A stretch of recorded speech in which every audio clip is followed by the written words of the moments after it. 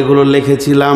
তুই জন্ম থেকে মৃত্যু পর্যন্ত কি খাবি, কার পেটে জন্ম নিবি, তোর মা কে হবে, তোর আব্বা কে হবে, তোর মা বাপের বিয়ে কখন হবে, তোর মা বাপের ক্রস কখন হবে, আর তুই কোন রাত্রিতে বাপের কাছ থেকে মায়ের কাছে যাবি, তারপরে তুই পৃথিবীতে আসবি, তারপরে তুই একটা মায়ের পেটে জন্ম নিবি, তারপরে তুই প্রাইমারি স্কুলে যাবি। আমাকে পৃথিবীর কেউ চিনতো না, আমার মা জানতো না, আব্বা জানতো না।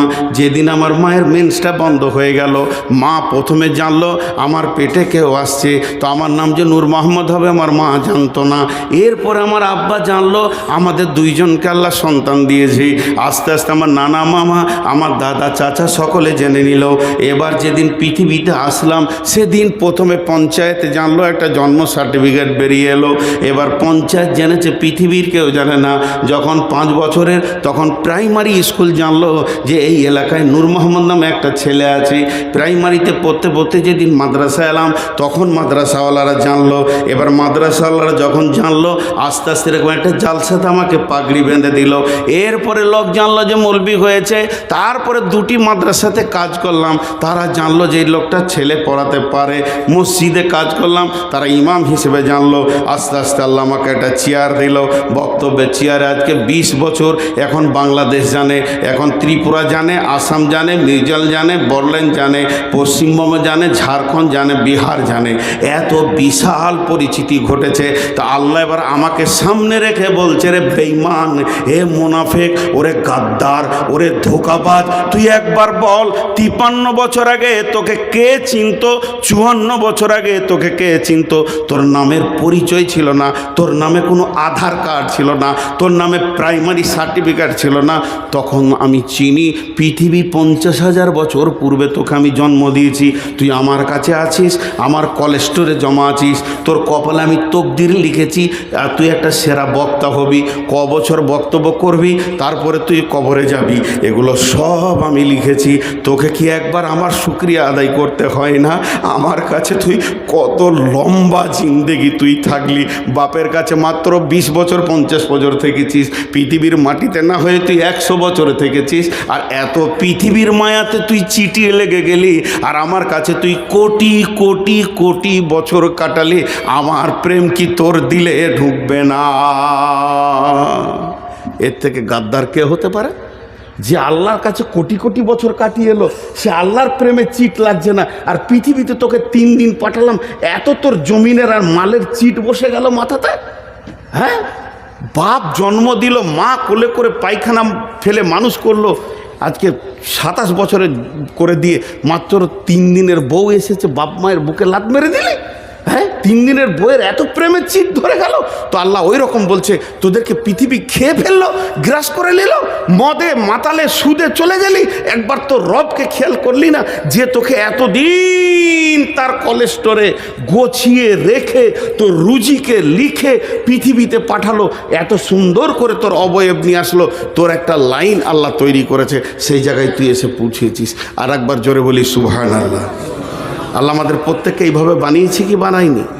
এর পরের আয়াতটা আবার কি বলছে দেখেন, ইন্না খালাকনাল ইনসানা আমসাজিন মিন নুতফাতিন ওয়া ইন্না খালাকনাল ইনসানা মিন নুতফাতিন আমসাজিন নাবতালিহি সামিউম বাসীরা। জোরে বলেন সুবহানাল্লাহ। একটা পুরুষ একবার মহিলার কাছে যাবে, একটা পুরুষ একবার মহিলার কাছে যাবে, তার ভিতর থেকে কতগুলো পোকা স্খলন হয় জানেন? 40 থেকে 60 কোটি। এখনকার বিজ্ঞানীরা বলছে যে পুরুষটা খুব দুর্বল হয়ে গেছে, বয়স শেষ, আর সেই সেক্স ক্ষমতা নাই, সেও 40 কোটি পোকা বের করে। আর যে একদম সবল পুরুষ জোয়ান, এখনো যৌবন উতাল পাতাল করছে, 60 কোটি পোকা তার বের হয়। এই ওই থাবড়িয়ে দেবো তো উপর দিকে পা হয়ে যাবে।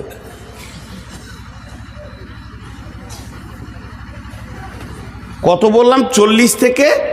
আপনাদের বিরক্ত লাগছে নাকি? লাগবে কেন, বকছি তো আমি। হাফেজরা এত জোরে না বলছে, মনে হচ্ছে না উনিই বকছে, লাইলা মজনুর মতো। জি, একজনাকে মারছে আর একজনের পিঠে দাগ হচ্ছে। আহা প্রেম গো। তো তো 40 থেকে 60 কোটি। আচ্ছা, একবার ক্রসে সন্তান হয় না, 5 বার 7 বার 10 বার 20 বার 1 মাস, কিন্তু আমি সব কথাই বাদ দিলাম, ধরে নিলাম একবার ক্রসে বাচ্চা হয়েছে। এবার আল্লাহ বলছে চল কাগজ কলম নিয়ে বস, আমি তোর রব কত মেহেরবানি করেছি খালি দেখ। যে ক্রসে আমি পৃথিবীতে এলাম, সবাই নিজে নিজে মনে করেন, যে ক্রসে আমি পৃথিবীতে এলাম, যেদিন রাত্রির মিলনে আমি আমার বাপের কাছ থেকে মায়ের কাছে পৃথিবীতে আসলাম, ওই দিন আমার সঙ্গে আমার ভাই বোন কত এসেছিল? 60 কোটি আমরা এসেছিলাম। তা 40 ধরে না 60 ধরেন নাই, মেজারমেন্ট করে 50 ধরেলেন। তাহলে 50 কোটি পোকা, তার মধ্যে 49 কোটি 99,99,999টা গোসলের পানিতে চলে গেল, ড্রেনে চলে গেল, পচে গেল, পোকাগুলো মরে গেল। ওদের জন্য আব্বা কোনো দিন কাঁদেননি, মাও কাঁদেননি। ওদের আধার কার্ড হলো না, ভোটার কার্ড হলো না, পরিচিত হলো না, আলেম মৌলানা হলো না। তাদের জন্য মা বাপ কোনো দিন মাথায় হাত দিয়ে ব্যথা বেদনা নিয়ে বসে নাই।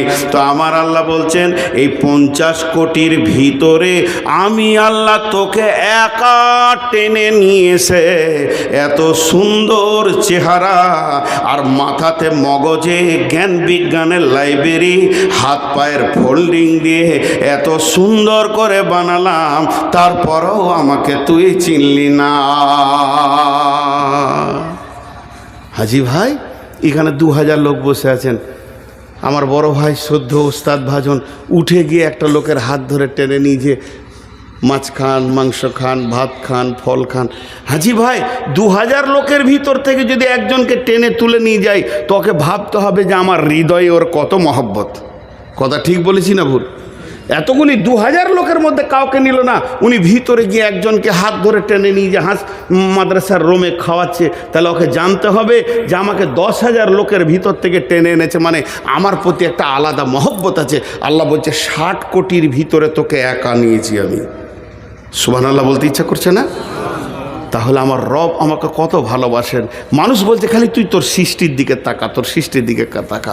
তাহলে আল্লাহ বলছেন ইম্মা শাকিরা ওয়া ইম্মা কাফুরা। গোলাম রে, এত কিছু মেহনত তোর পেছনে আমি দিলাম, যখন তোর জ্ঞান হয়েছে, যখন তোর কেউ ছিল না তখন ছিলাম আমি, এখন তোর সব হয়েছে, পর হয়েছি আমি।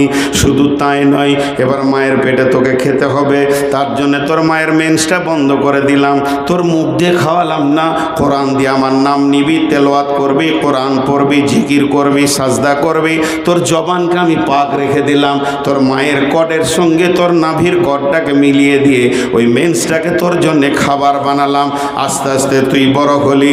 এরপরে তুই পৃথিবীতে যেদিন আসবি, আসার পরেই তোর হাতে তৃণমূলের ঝান্ডা আসবে না, কংগ্রেস ডাকবে না, সিপিএম তোর মুখে মুতে দেবে, কারণ তুই তো বিছানায় পায়খানা করবি, তোর তো সে হুঁশ হয়নি।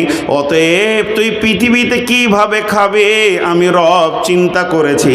তাই তোর পৃথিবীতে আসার আগে তোর মায়ের বুক ভরা যেখানে মহব্বত, যে জায়গায় প্রেম, যে জায়গায় দিল, যে জায়গায় ভালোবাসার ওখানে 2টা গোডাউন ফিট করে দিলাম।